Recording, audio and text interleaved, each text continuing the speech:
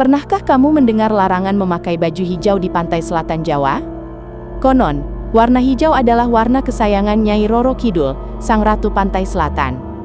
Ia dipercaya menguasai lautan dan memiliki pasukan gaib yang siap memanggil siapapun yang melanggar aturan tak tertulis itu. Menurut cerita turun-temurun, orang yang nekat memakai baju hijau di pantai selatan bisa hilang secara misterius, terseret ombak tanpa jejak. Masyarakat sekitar meyakini, mereka telah diambil sebagai pengikut atau abdi kerajaan Laut Selatan. Bahkan, ada yang bilang, jasad mereka sulit ditemukan karena sudah dipendam secara gaib. Itulah mengapa sampai hari ini, warna hijau dianggap tabu di tempat-tempat seperti Parangtritis atau Pelabuhan Ratu. Meski terdengar mistis, kisah ini terus hidup dan dipercaya oleh banyak orang. Bagaimana dengan kamu? Apakah masih percaya? Tulis di komentar.